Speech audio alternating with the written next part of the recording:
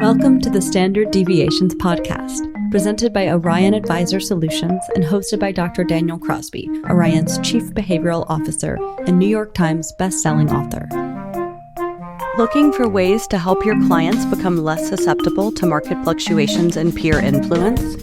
Get powerful personalization for every investor with Orion Custom Indexing, our tech-enabled solution for managing tax-efficient, customized portfolios at scale.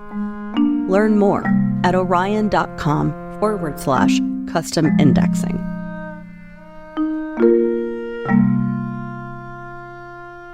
Hello and welcome to the Standard Deviations podcast. I'm your host, Dr. Daniel Crosby, and I'm joined today by Kathi Balasek, who helps people and industries become more grief literate and have really important conversations that matter and are often overlooked.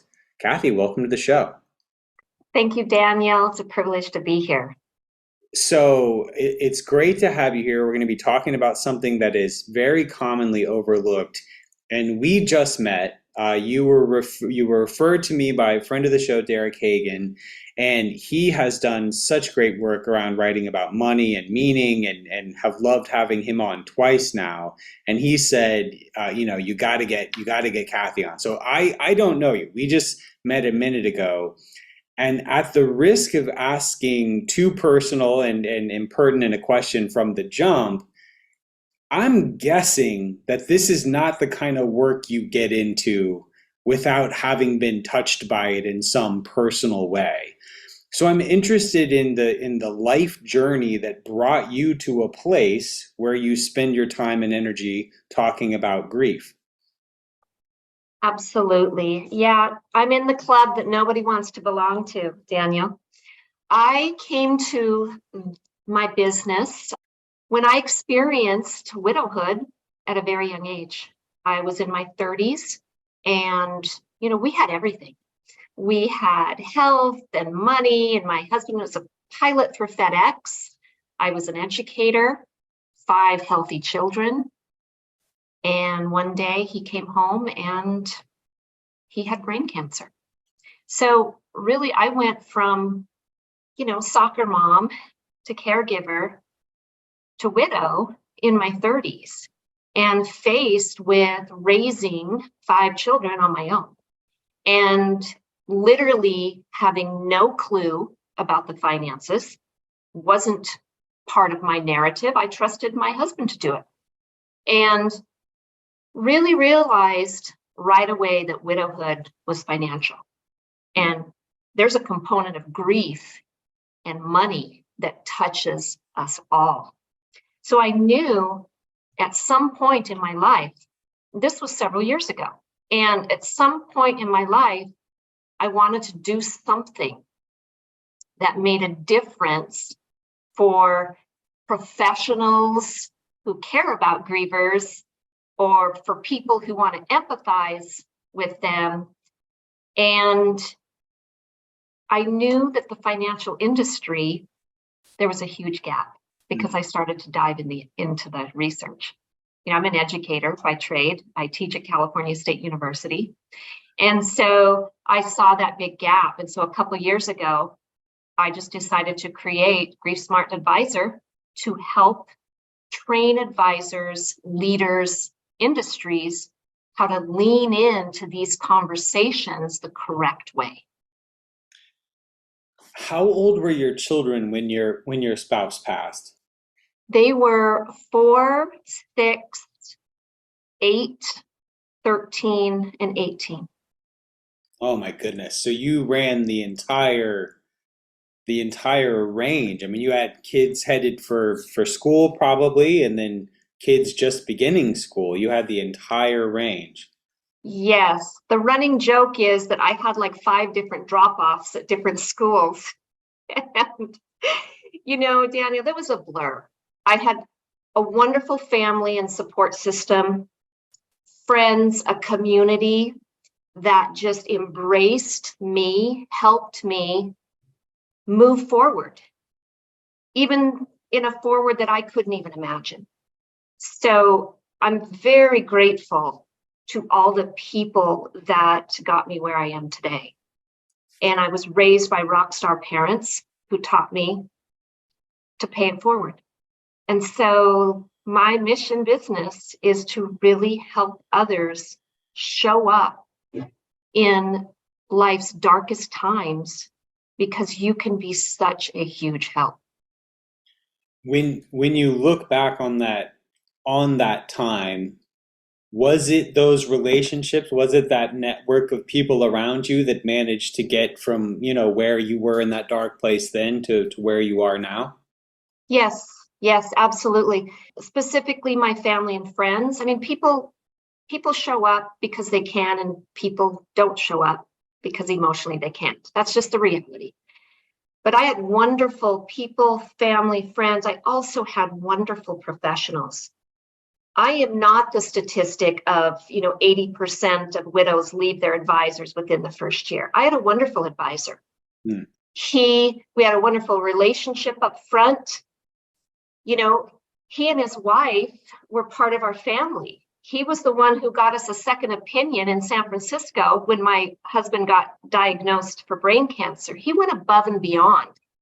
And so I can't imagine where I would have been without his support and helping me make financial choices moving forward.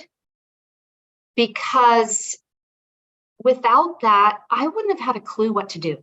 I would have made so many mistakes, thrown away so much money, because what most people don't understand is the money represents the ultimate cost.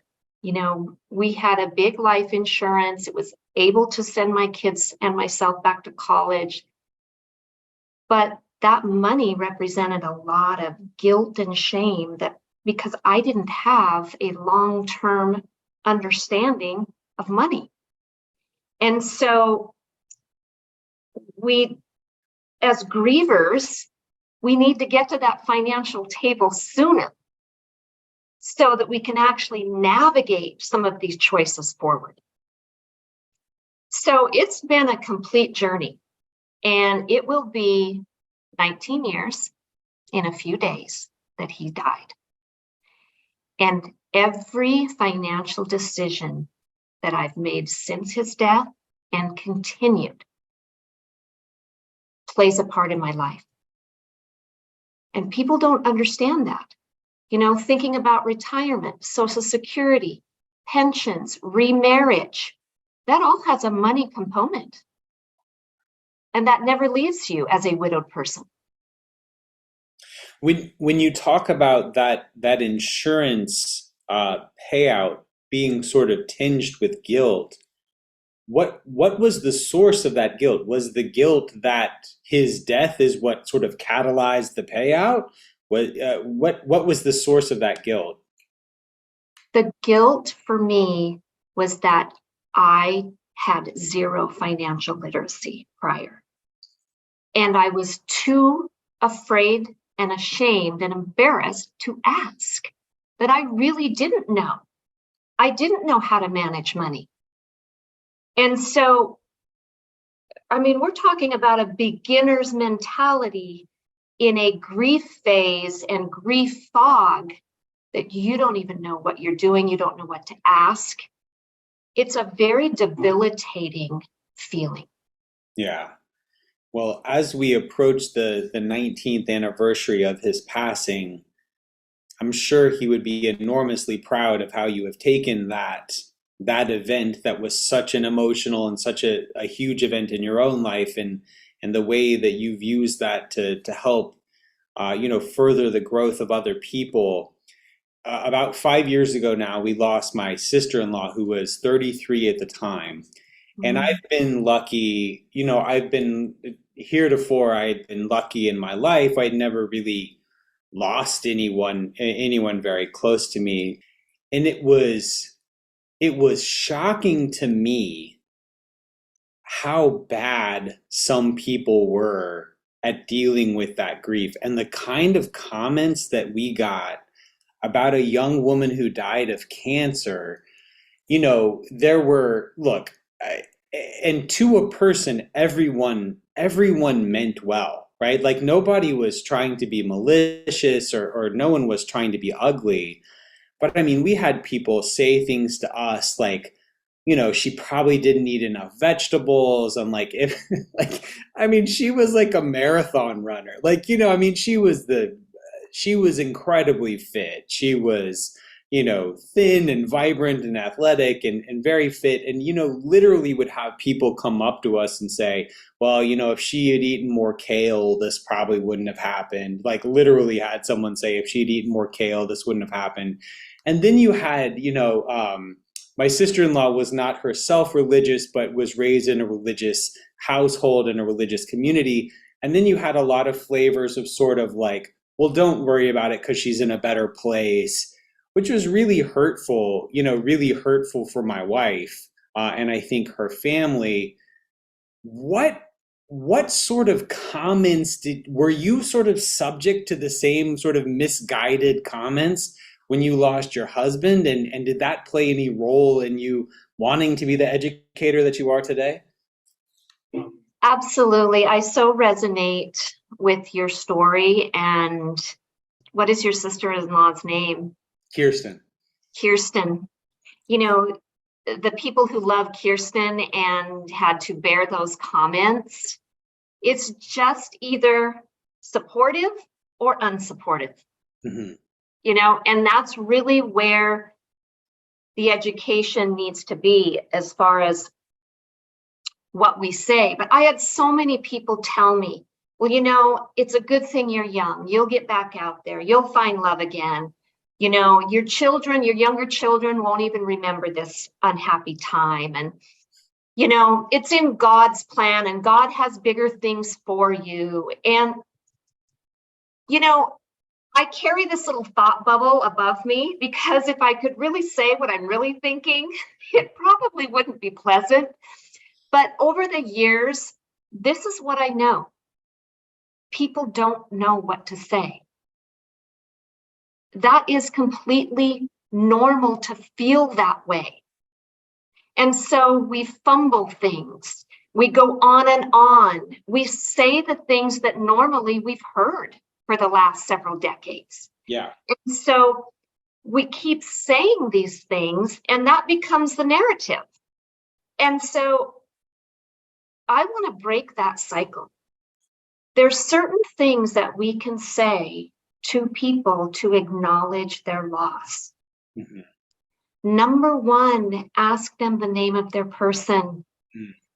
Number two, you should be asking them about their person, telling a memory of something you remember about them, what you'll miss, actually doing things and saying things that are not pity.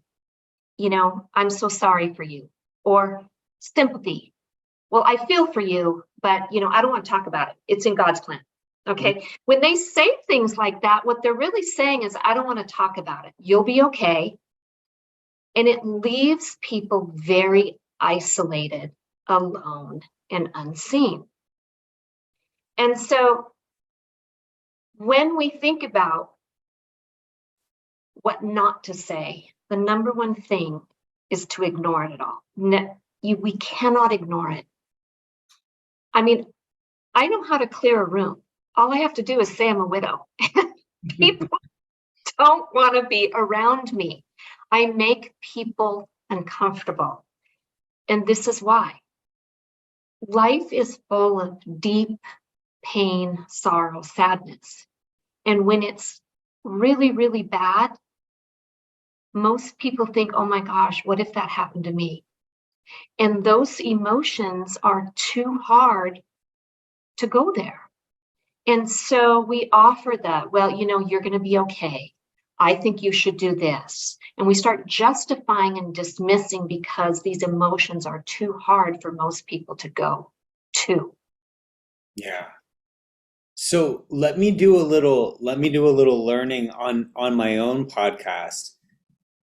First of all, I want to know your husband's name because I didn't think to ask that. But I also noticed, if I heard you right, you asked about my sister-in-law in the present tense. Was that intentional? Yes, absolutely. My husband's name is John. Grief never goes away. This person's life mattered. In the present tense, your sister-in-law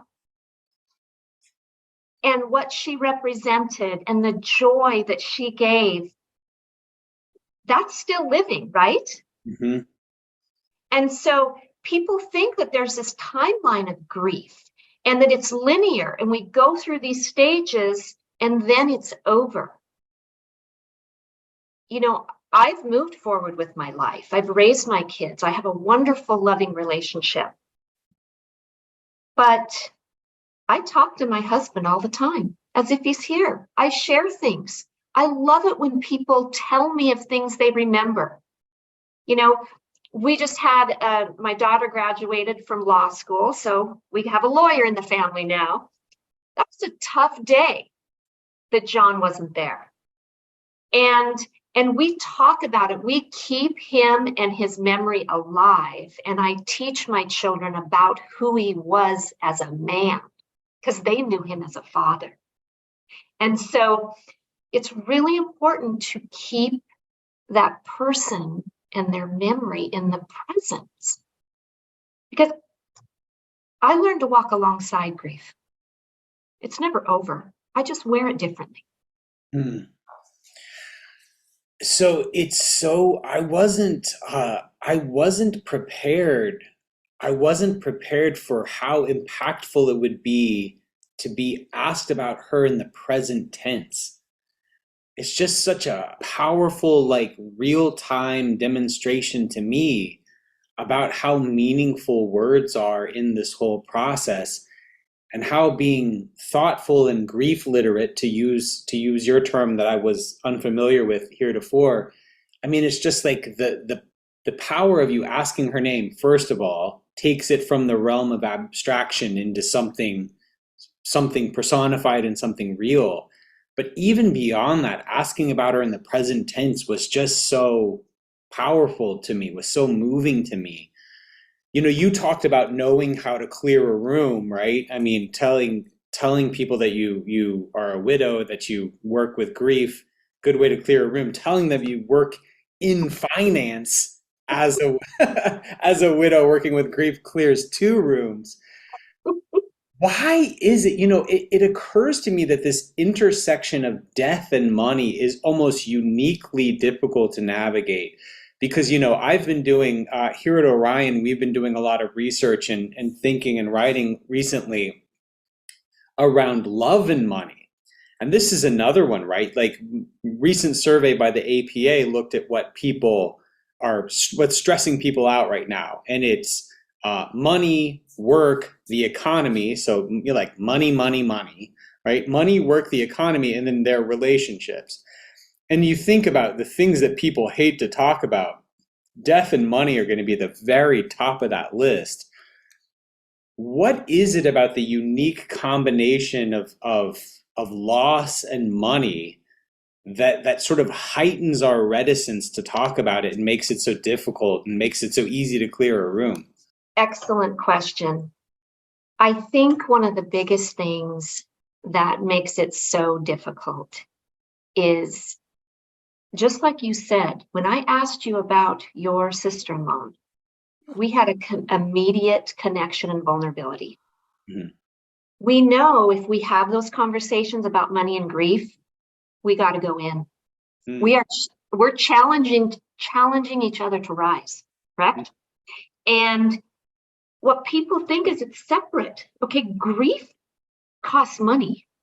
Okay, we have grief, we have loss, we have caregiving, we have cancer, we have drugs, we have all of these things cost a whole lot of money. And more people are worried about their long-term health than running out of money. Mm. And so it's like you can't separate it out.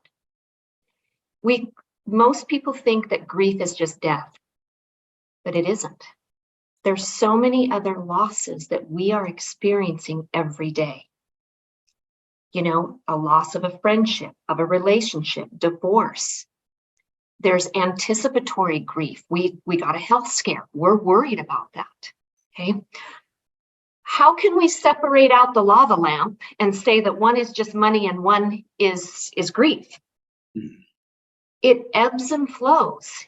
And the sooner we start having these conversations and educating people on the reality of life without death or life without money are really two taboo subjects that we have got to come in and plan for. Yeah. And so we don't want to go there.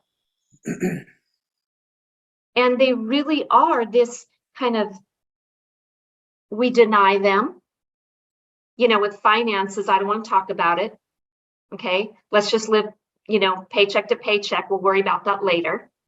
You know, with death or dying, you know, that's not going to happen to my family. That's not going to happen to us. And yet, you look at the numbers of, you know, widowhood, its average age is 59 years old. You know, we have a generation, a sandwich generation of caregivers that are in their 40s, that now they're taking care of an ailing parent and working too. You know, so grief and loss is in the everyday. And people want to talk about it. There was a study by New York Life, State of Grief, and they said that 71% of people they polled want to talk about grief and loss. Okay, so this is a financial insurance company that is interviewing people. We want to talk about it. We want to talk about it at home, at work, in our industry. So let's learn how to do it correctly. So I want to stick with this, and that's a fantastic answer. I want to stick with this though, because again, I'm going off of my anecdotal experiences here, but I think it universalizes somewhat. You know, another thing that I observed with Kirsten's passing was that there's this initial outpouring of love and support, and let's face it, I'm Mormon, so casseroles, like, you know, the casseroles are coming. There's this initial outpouring of care and support, you know, some of it better, you know, some of it a little misguided, some of it, you know, really nicely put. But then it's like there's a 3 to 6 month grace period. And then after that, my wife, who is very much still in the throes of grief, 6, 9, 12 months on, you know, her parents very much still in the throes of these different waves of grief. If you bring it up, it's not met as positively. And it's kind of like, okay, like we did the sad part. Now we're moving on. Let's not talk about it. And, you know, in familiarizing myself with your work, I came across this term you use called disenfranchised grief. I wasn't familiar with this term, but can you talk about disenfranchised grief and how advisors and others, friends, family members who want to support can avoid this, you know, sort of brief window and not lead to disenfranchised grief? Absolutely. I resonate with that of everybody coming in and helping initially, and then it just kind of fades off. Okay. It's kind of like, why do we, you know, not watch the whole season of football, but then we all show up for the Super Bowl? There's just something, you know, and then we fade off again.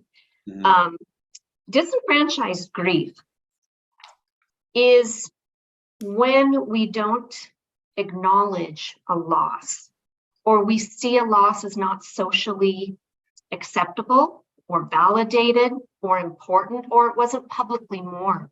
And so it can lead to a lot of statements where we're not acknowledging somebody's pain or loss. You know, for example, somebody might say, well, you know, at least they died of old age. Okay. Well, that's just validating or justifying the death. Because if it was my grandfather or your grandfather who died at 90, that's a big deal, right? And so we start comparing it. Okay. And people say things like, well, at least they lived a long life, or, they didn't die young, or they didn't die of cancer. So we compare things about age, which disenfranchises somebody's grief. We compare things by the type of death. Okay. So, we're saying something like, is suicide better than cancer? Right. Is dying of an overdose better than dying in our sleep?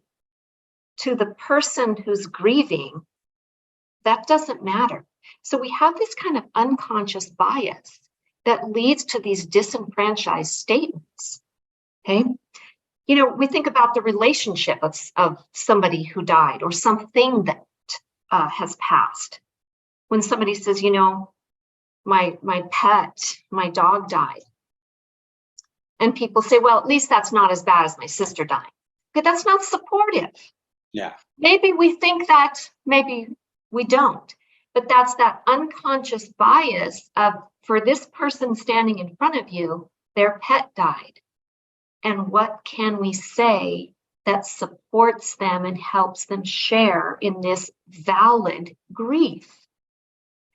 So when we're talking with somebody, we want to be aware that there is no hierarchy of grief. Grief belongs to the person left behind that is definitely in pain and sorrow. Let's acknowledge them. Don't compare the relationship. Is a mother more important than an uncle? They'll say things like, well, I didn't realize you had that strong of a relationship with your aunt.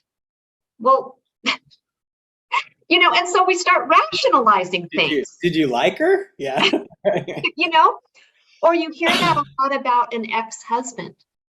Well, I didn't realize you and your ex, when an ex-husband passes in a divorce scenario, I didn't realize you had that close of a relationship with your ex-husband. It's not our job as the empathizer to put any type of hierarchy or judgment on the person's right to grieve. And that's disenfranchised grief. We're saying statements that are not acknowledging the person and their pain that's standing right in front of us. And here's what's wild. I'm a clinical psychologist, right? Like I should know better than this. And I know, maybe not recently, but I know I have said, oh, were you close? Or, oh, at least they lived a nice long life. Or, she was 95. Oh, well, that was a good, she had a good run, sort of thing. And it just telegraphs our discomfort from this, and it doesn't give permission to the person sitting across from us to experience the grief that they're experiencing. I think that is a great rule of thumb. Avoid anything that would gatekeep their permission to grieve or place any sort of a hierarchy on it. I think that right there, that one rule alone, I think would get you pretty far. We both work with advisors a lot. And again, with this love and money work we've been doing at Orion, most people are really on board and really enthusiastic about it. But I do think there's a vocal minority of advisors who are like, I'm not getting within 1,000 miles of, a conversation about love with my clients. I'm going to keep it on stocks and bonds. And we are not talking about their relationship. And I've been sort of the mind that, it's there whether or not you talk about it, right? How do you work with advisors who I think are just people, and we know that people are reticent to talk about grief? What do you say? How do you handle that objection from an advisor who says to you, like, look, this is not my thing? So this is the way I approach things. Is you're not ready for that conversation yet. Okay, we haven't done the prep work yet. Advisors and the industry need to brand compassion. We need to start putting it in our messaging, in our marketing, because your client is curious. They want to know what it costs for caregiving, right? They want to know who's doing it. They want to know about resources of long-term care. They're thinking about it. Why are we not putting some of these conversations in our branding, in our emails? Okay. Then it's a mention.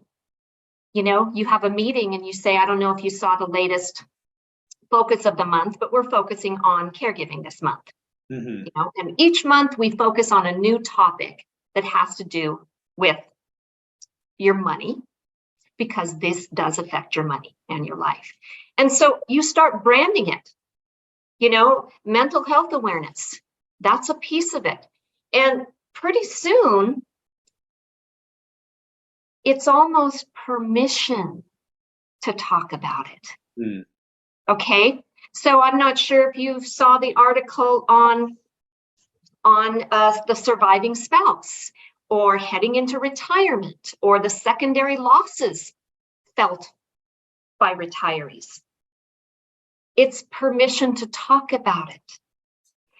And then you can prepare up front. I work with advisors who said the same things that you did. Well, I've said those things. I shouldn't have said those. We've all said them. Okay, we didn't know any better. And so let's evolve. Let's learn what connects. Let's brand compassion and have permission to have these conversations. Let them know where the resources are. Say, you know, I don't know where you're at, but if you have anybody in a family, anybody in your family or a neighbor, we've got some great resources for long-term care. Guess what? You planted a seed. And someone somewhere is going to say, you know, we are having to face this with my father-in-law. And then it's a conversation. But if they don't know what you do and the stuff you have, how will they ever be curious? And that's what you want to create. You want to create some curiosity that you do things beyond the numbers. Yeah, so you've anticipated another one of my questions, which is kind of where in the client life cycle do you introduce these things? And it seems like a part of destigmatizing this conversation and not making it so grand and so other is to just have conversations about loss and impermanence and transition sort of woven throughout the fiber of your every part of your practice. Because sure enough, I mean, if you look, it's going to come up. If not them, their spouse, if not their spouse, their parents, or, I mean, look, none of us gets out of here alive. If you work with a client long enough, like, this will come up. So I love that sort of introducing it early and often is a way to make it not feel so grand and sort of imposing. I think we don't want to talk about money. We don't want to talk about death. And as an advisor, they just want, okay, give me the 10 things not to say. Boom, done. That's just a Band-Aid. Okay. If we're really talking about relationship building, rapport driven, having meaningful conversations and building trust with clients who have entrusted their money with us, we can't leave a piece of the puzzle out. And we have wonderful life transitions, marriage, new babies, retirement home, all of these conversations, but we also have the conversations about difficult life transitions. And it's important enough to have them before they actually happen. I mean, that's why we have fire drills, right? We prepare before. And when I can get advisors to do all the prep work before, it's the one area you have control over. And so then you can go right into action when it happens. Then you know how to communicate and connect. And then you finish with empowerment and protection.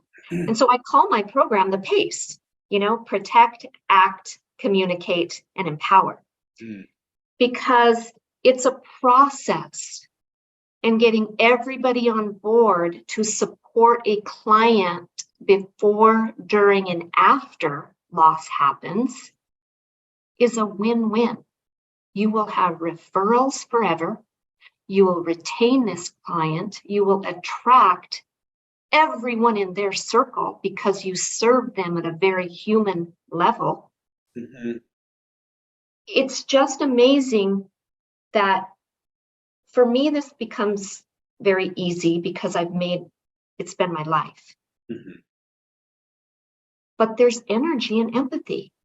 When you can share this conversation and truly meet somebody where they are in their pain, they carry half the weight of it.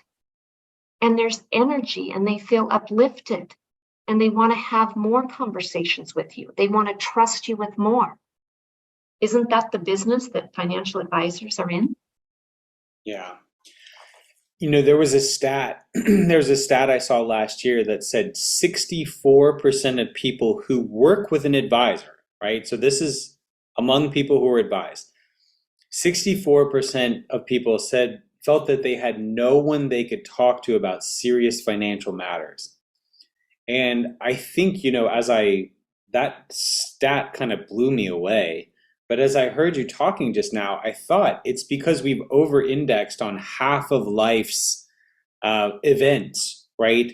We've over-indexed on sending the kid to college and the wedding and the sale of the business and the accompanying windfall. And we haven't maybe spent enough time talking about death, loss, the failure of a business, addiction, on, right? Life is a series of ups and downs. And I don't think that we in the advisory community can only speak to the happy side of the ledger and expect to win the trust and love and support of the people we serve. Absolutely. We are culturally conditioned to cheer people up. Think of the good stuff, okay? The brighter side, count your blessings, silver linings, okay? But we're really doing people a disservice if we don't give them a platform or an opportunity to have these discussions and to have up-to-date resources and to have a team that has, what our parents would have said, a great bedside manner, right? To be grief literate and become known for it. Yeah. Okay, there needs to be a grief leader in every financial company out there because you can escape it. We know how this story ends. Mm-hmm. And the stories upon stories of it didn't end smoothly. It took half your life savings. Yeah. You didn't realize that long-term care insurance didn't apply in this setting. All of these horror stories that if we started them early, it would be so much better. We think about a teenager learning to drive. Okay, we didn't just hand them over the keys. Okay, they got a lot of experience in the back seat, in the passenger seat. They had to go through quite a bit of learning and conversations and the what ifs and whens before we just handed them the keys. And advisors are on the front line of bad news. They're one of the first people that gets the call of this happened. My wife passed, my father passed.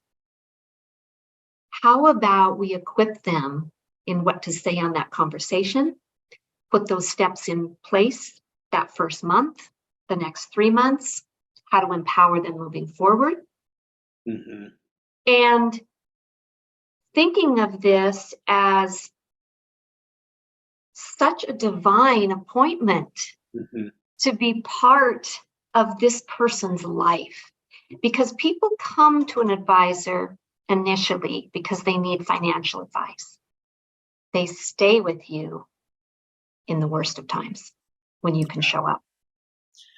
Yeah, I do think you can't overemphasize that point that you made about sort of the divinity of this calling, right? I mean, I don't think it becomes easy to forget in the day to day of rebalancing portfolios and having discovery meetings and whatever else that the things that our clients have entrusted us with are really core and really central.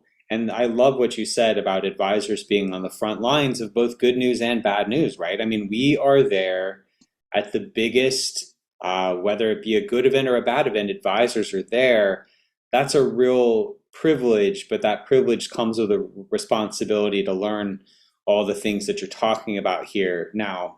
So I don't want to be guilty of just asking for the answers to the test or asking for, what to say or what not to say. But are there just one or two things? I thought the putting qualifications, putting hierarchy on it, that's something I'm taking with me. Are there one or two other things, just sort of best practices when we're confronted with someone who's grieving, things that we should or shouldn't do, things we can keep in mind? Excellent question. Okay.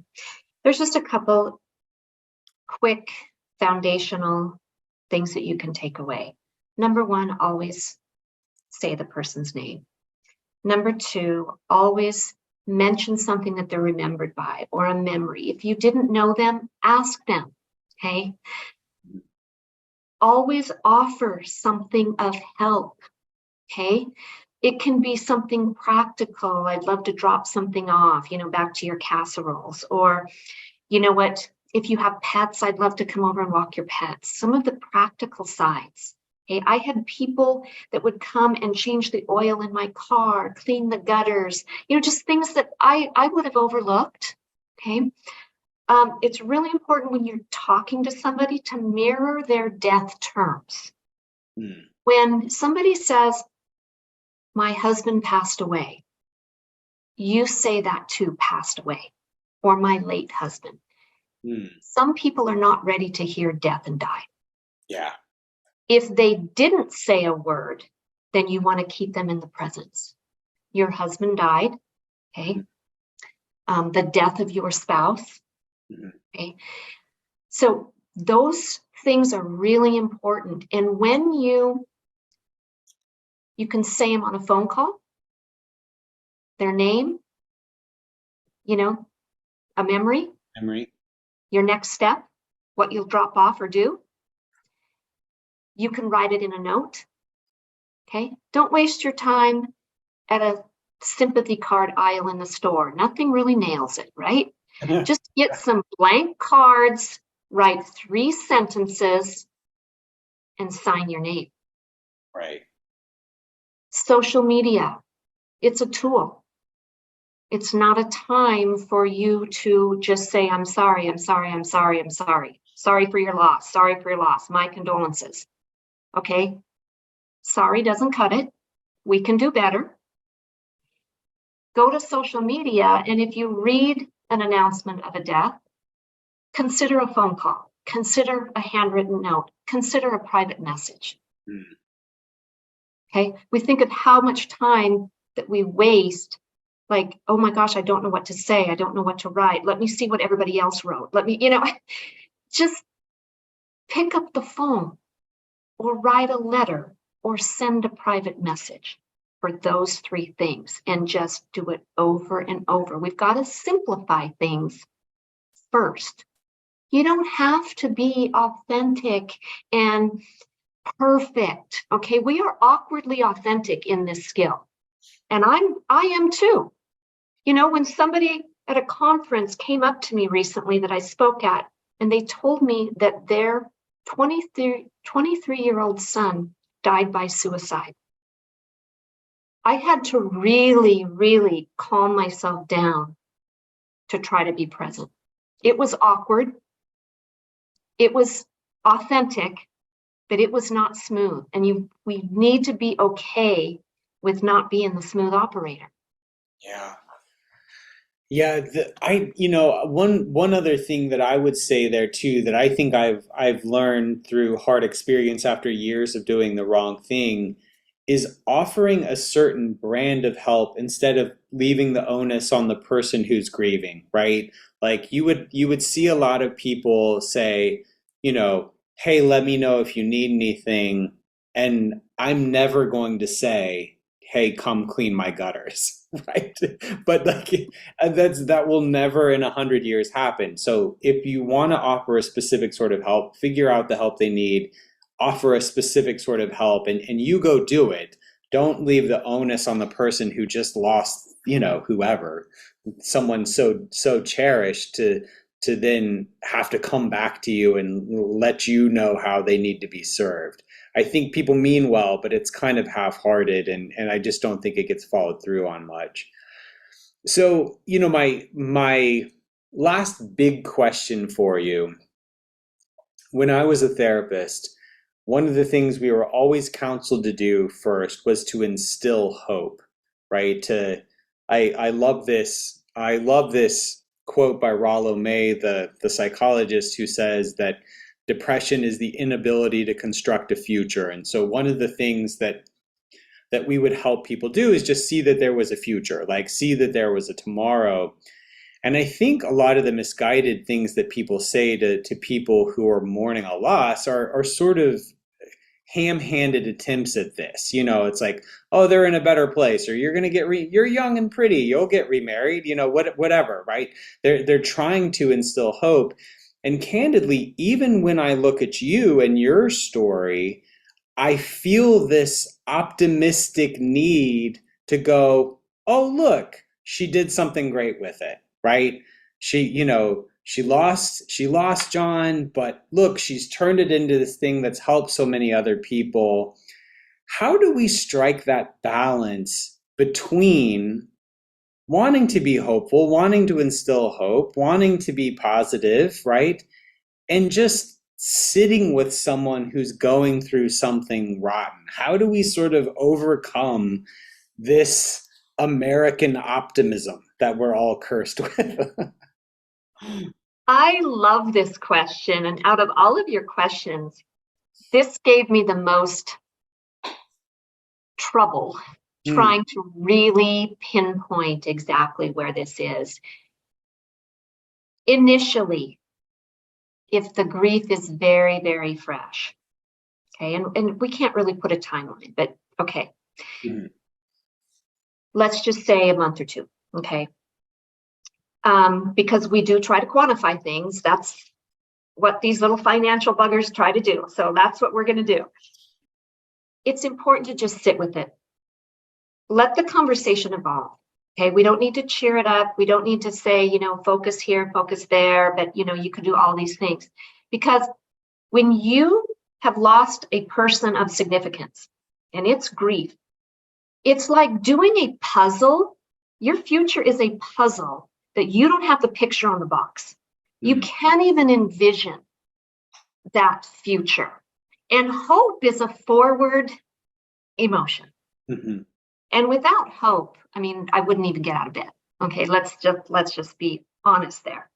And so what's important to realize with hope is that when you're sitting with somebody, or the conversation of grief comes up again, or you have a client that over the course of the year you're working with, hope can play a wonderful place in your feedback, in maybe opening up some choices of doors that they hadn't considered. Because when we say things like, you know, it might be their third or fourth time you've met with this client. And we say things like, you know, our last conversations I'm looking back at, and look how far you've come. Look all the tasks that you did. Okay. And so they start to, you know, hope is a momentum thing. Okay. And so we start celebrating these wins, you know, and what we've gotten accomplished. You know, maybe they chose to go on a vacation. Maybe they chose to do something with their money. Maybe they, you know, and we start to give feedback of steps that they made on their own. Okay. And that fuels a sense of hope within them. Because as advisors, I advise the advisors. We all love to give advice. We all think we're right, correct? Hmm. And so it's important when an advisor has this rapport is that it's gentle, it's feedback, it's celebrating steps forward, and let them figure out, oh, I'm hopeful moving forward. Because we don't want to admit it, but every griever out there doesn't want to feel the pain anymore. Mm-hmm. And we feel guilty, and we think that's moving further from our person if we want to get over that pain. Right. And so moving forward is very difficult to admit, but yet in our quiet time, we're dreaming of a space where we don't hurt anymore. Mm-hmm. We're dreaming of a space where I don't worry about the kids, and so actually having some of these conversations about, okay, so you have this amount of money that has just been through your spouse's life insurance. These are some things that I just was thinking about. What do you think? Because their window is here.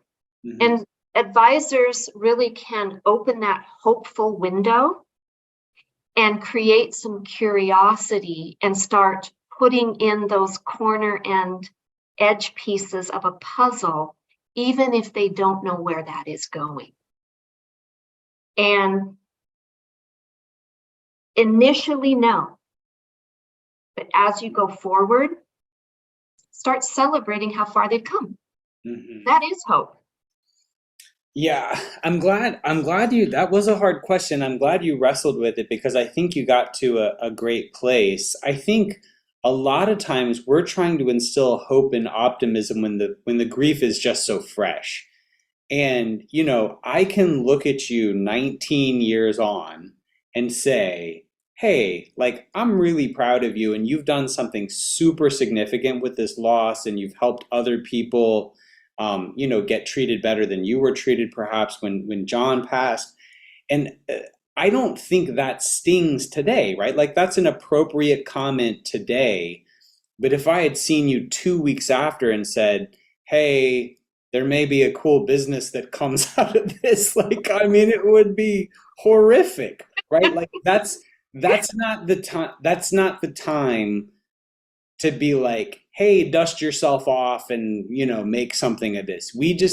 When the grief is most raw, we need to be with people in their grief. And then as time goes on and progress gets made, I think friends and advisors can highlight that progress, compliment for them for that progress, while still sitting with them as they move past that. I think that's a beautiful answer. So we're short on time, but as we close, I want you to be able to point us in the direction of some resources. You've developed some resources. Give a shout to whatever resources you've developed, and any others that you think might be worthwhile for those who are listening. Perfect. So some books that I love. I love a book by Megan Devine called "It's Okay That We're Not Okay." She talks a lot about grief literacy. I love anything by Brené Brown, Dare to Lead. She talks a lot about loss and grief in there. And I mean, your advisors are grief leaders. Mm-hmm. Whether you want to be or not, that's what you're called to do. And I also really enjoy the Conversation Project. It's a website of how to start these conversations at home. Okay, I think that's where it can start. For me, you can get a hold of me on LinkedIn. That's pretty much where I hang out. My website, kathybalasek.com. I have a free download of what to say and what not to say, and you can get started there. But what I really do is I train advisors. I love it. I love in-person webinar trainings to really help you lean in and learn how to say these things. And we all are not good at it, me included. We were never taught the language of loss. Mm. And this is a cultural conversation that It's a skill. We can get better at it. Okay. It's not the skill. It's additional skill set. And so I'm just happy to help anybody who is ready to create change, not only in their client's life, but in their own. Because that's the beauty of this. When you can do good with others, you become a better person, a better parent, a better spouse, a better community member. So that's pretty much what I do. And I'm happy to help anybody who will listen. Yeah.